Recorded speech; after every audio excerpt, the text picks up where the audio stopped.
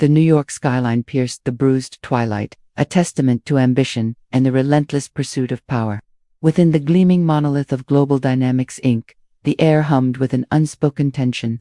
It was in this crucible of corporate intrigue that Sophia Loren, a rising star among executive assistants, navigated her demanding reality. Her sharp intellect and alluring confidence had not gone unnoticed by Mr. Sterling, the enigmatic and iron-fisted CEO, a man whose every move was calculated, whose gaze could dissect a balance sheet or a soul with equal precision. Sophia, with her striking features and an ambition that burned as fiercely as the city lights, was his most trusted confidant, his shadow in the cutthroat world of global finance. Tonight, her focus was singular. Mr. Thorne, a key player from London, his arrival was more than just a business meeting. It was a strategic maneuver that could solidify Global Dynamics' dominance. Sterling's instructions had been veiled, laced with implications that sent a shiver down Sophia's spine. Ensure Mr. Thorne feels exceptionally welcome, Sophia, he'd purred, his voice a silken threat.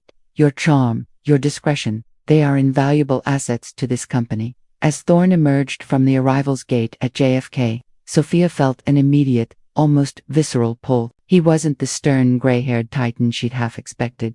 Instead, a man in his late 40s, impeccably dressed in a charcoal suit, with eyes that held a dangerous spark and a smile that promised both pleasure and peril, greeted her. He exuded an effortless charisma, a magnetic allure that made Sophia's well-rehearsed composure falter. The drive into Manhattan was a dance of veiled words and subtle assessments. Thorne, with his cultured accent and insightful observations about the city's relentless evolution, drew Sophia into a conversation that felt both professional and intensely personal. He spoke of his admiration for New York's dynamism, his gaze lingering on Sophia a moment too long, making her acutely aware of her own presence. It's been years since I last saw this city alive, he murmured, his voice a low rumble that resonated in the car's hushed interior. It's changed, but some things, perhaps, remain timeless. His eyes met hers in the rearview mirror, a silent acknowledgement that hung heavy in the air. The opulent suite Sterling had booked for Thorne at the plaza was a testament to the company's wealth and Sterling's meticulous planning. Later that evening, at an exclusive rooftop reception overlooking Central Park, Sterling orchestrated the true opening act of his game. Amidst clinking champagne flutes and the murmur of powerful voices, he drew Sophia aside. Sophia, he began, his voice low and intimate, Mr. Thorne's appreciation for finer things is well known. This deal is critical. Sometimes, business requires a certain flexibility, a willingness to extend hospitality beyond mere pleasantries. He paused, his gaze steady. Your unique talents, Sophia, are needed to ensure Mr. Thorne feels thoroughly satisfied. Consider it a crucial part of your role in securing this partnership. The implication was unmistakable, a cold knot forming in Sophia's stomach. He wasn't asking her to close a deal. He was asking her to sell herself. Think of it as an investment, Sophia, he added, a glint in his eye. An investment in your own future, and in the company's. The following weekend, Sterling arranged for a retreat to a secluded, luxurious villa in the Hamptons, ostensibly for a final negotiation session. The atmosphere was designed to be intimate, isolated, and away from prying eyes. Sophia, armed with Sterling's veiled instructions and a growing sense of dread, accompanied them. The villa was breathtaking, all sprawling lawns, minimalist chic, and an infinity pool that seemed to spill into the Atlantic. Thorne was attentive, charming, his conversation weaving a tapestry of business acumen and personal intrigue. He complimented Sophia's intelligence, her poise, and then, more daringly, her striking beauty. You have a certain fire about you, Sophia, he commented, swirling a glass of expensive scotch, a rare quality in this city of shadows. As the evening wore on, Sterling expertly manufactured opportunities for Sophia and Thorne to be alone. He excused himself for an urgent call, leaving them by the fireplace, the air thick with the scent of burning wood and unspoken desires. Thorne, emboldened by Sterling's orchestrated solitude and perhaps a few too many glasses of scotch, turned his attention fully on Sophia. He spoke of her allure, her strength, his words becoming increasingly intimate, his touch bolder. Sophia, caught off guard and disoriented by the potent scotch Sterling had insisted she drink, felt her senses swimming. She remembered Sterling's words. the pressure of her career, the needs of her family weighing heavily on her. In the haze of alcohol and manipulation, the lines between duty, desire, and desperation blurred. She recalled fragments of Thorne's touch, a whispered word, a feeling of being overwhelmed. The next morning, Sophia awoke with a throbbing headache and a chilling emptiness. The events of the night before were a fragmented, disturbing nightmare. She was in a different room, a room Thorne had occupied. The details were hazy, terrifyingly so, but the violation was undeniable. Sterling found her later, his expression a carefully crafted mask of concern. "Sophia," he said, his voice softer than usual, "I know last night was difficult, but you performed admirably. Thorne is pleased. This deal is as good as ours. You have secured your position, and more." He placed a thick envelope on the table. "Your bonus. You've earned it." Sophia stared at the money, then at Sterling, a cold realization dawning. She hadn't just made a deal, she had been the deal. The weight of her unspoken compromise settled upon her, heavy and suffocating. The vibrant energy of Manhattan felt a world away as Sophia's chauffeured car climbed the winding roads towards the Catskill Mountains. Sterling had insisted on another private retreat, this time a secluded, ultra-modern villa nestled amidst the dense, whispering pines. The purpose, he'd claimed, was to finalize details on a new international expansion, but Sophia knew, with annoying certainty, that this was another step in Sterling's meticulously crafted plan. Thorne was already there, his presence a constant, unnerving reminder of the night in the Hamptons. He greeted her with a smile that no longer seemed charming, but predatory. The villa was a marvel of glass and steel, offering breathtaking panoramic views of the rugged landscape. Yet, Sophia found no solace in its beauty. Sterling, ever the puppeteer, ensured they were rarely all together. He would vanish for crucial international calls, leaving Sophia and Thorne in increasingly intimate proximity. One evening, after a lavish dinner, Sterling casually announced, "I need to step out for a bit. Essential business." "Thorne, Sophia, please, make yourselves comfortable. Enjoy the view." He winked at Sophia, a gesture that sent a fresh wave of dread through her. Left alone, the silence of the villa seemed to amplify Thorne's every move. He poured them both another round of Sterling's apparently bottomless supply of expensive scotch. "To making new connections, Sophia," he toasted, his eyes burning into hers. Sophia, wary but also feeling the potent effect of the alcohol, managed a weak smile. She remembered her family, her career, the precarious balance she was desperately trying to maintain. Thorne's conversation turned more personal, more insistent. He spoke of his own desires, his frustrations, and then, his gaze darkened, and he leaned closer. "You are a woman of incredible strength, Sophia," he whispered, his breath warm against her ear.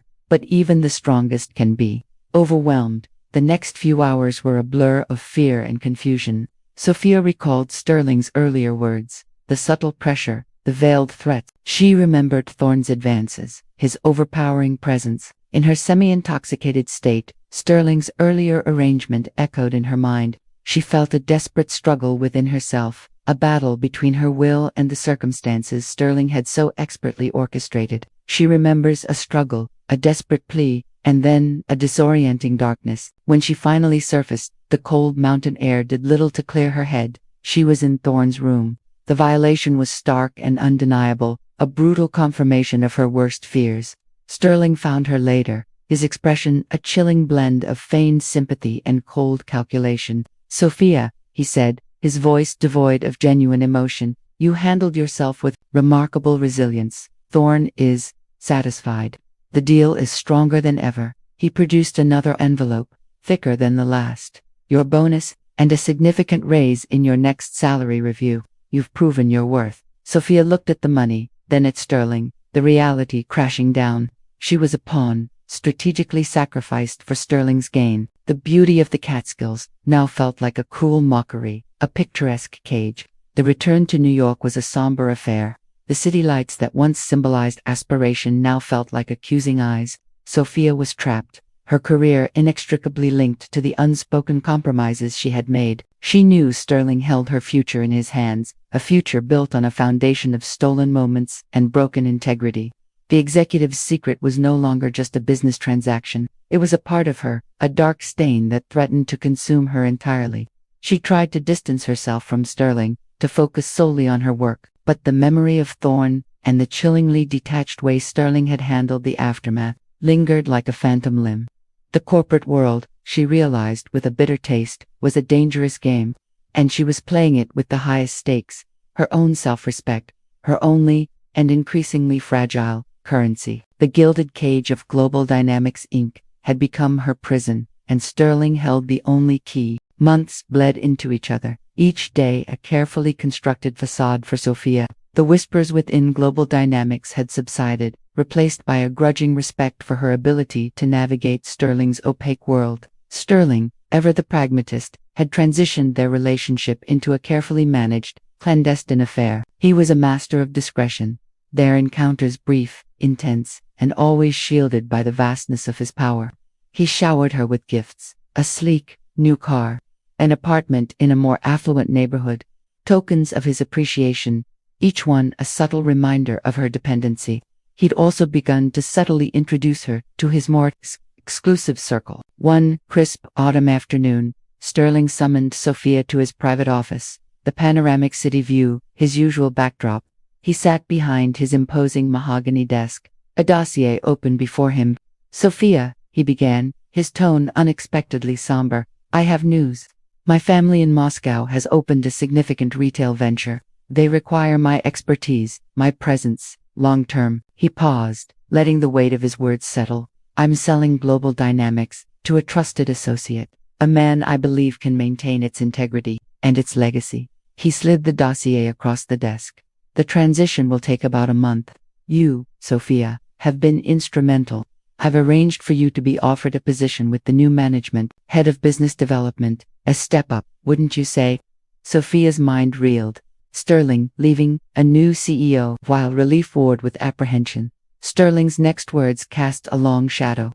"However," he continued, his voice regaining its familiar edge, "before I depart, there's one final matter, a memento, to remember our unique professional relationship." He reached into his desk and produced a thick, unmarked envelope. "I've taken some candid photographs for my personal collection to preserve certain moments." He met her gaze, his eyes hard. "You understand, of course, that these are strictly for my eyes, especially your husband's." Sophia's blood ran cold. She saw the implied threat, the ultimate leverage Sterling held over her. He was not just demanding her compliance, he was ensuring it, even in his absence. He offered her a drink, a delicate herbal tea, and then changed the subject, his tone brisk.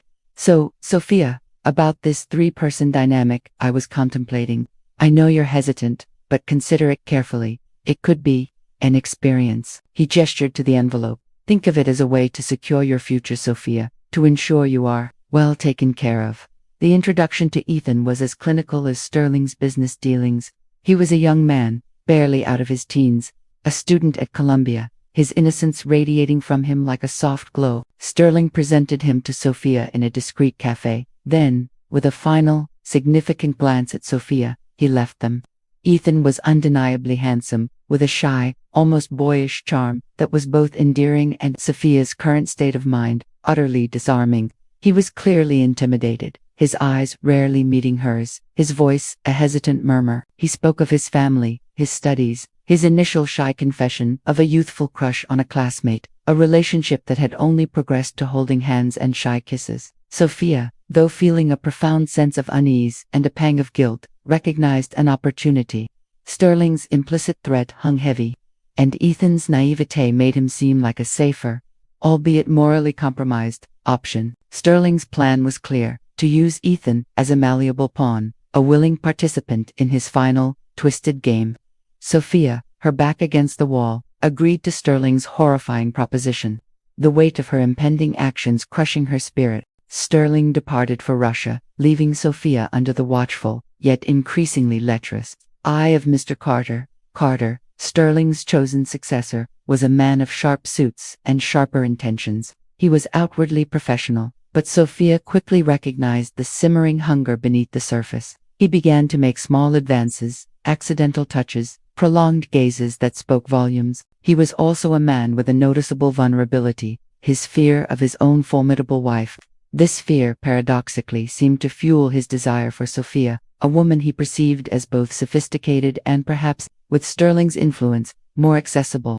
One evening, after a late meeting, Carter cornered Sophia in his office. "Sophia," he began, his voice slightly strained, "I've been admiring your dedication, your presence." He paused, then took a step closer. "Sterling spoke highly of you, but I confess, I believe you deserve more than just professional recognition." He fumbled with a file, his eyes darting nervously. "My wife, she doesn't understand, but I see something special in you." Sophia, her heart pounding, played the part Sterling had conditioned her for. She remained composed, offering polite but firm deflections, but Carter's intentions were no longer subtle. He was testing the waters, waiting for an opening. The true turning point came during a business trip to Philadelphia. After a lengthy dinner with clients that stretched into the night, Sterling's protege, Carter, found himself alone with Sophia in their hotel. The atmosphere, charged by the late hour and the unspoken tension between them, was palpable. As they returned to their rooms, Carter, emboldened by the isolation and perhaps a few drinks, cornered Sophia at her door. "Sophia," he pleaded, his voice thick with a mixture of desire and desperation, "please, just one night, for old time's sake, for Sterling's sake." He gestured vaguely, hinting at Sterling's past manipulations. Sophia, her moral compass shattered by Sterling's machinations, and now facing Carter's overt advances, felt a profound sense of resignation. She thought of her compromised past, the sacrifices she had already made. What was one more transgression? With a heavy heart and a sigh that carried the weight of her soul, Sophia yielded. The executive's secret had cast its long shadow, and Sophia, now irrevocably entangled, braced herself for the consequences, her future shrouded in uncertainty. The path ahead was a dark and winding one, and she was walking it alone.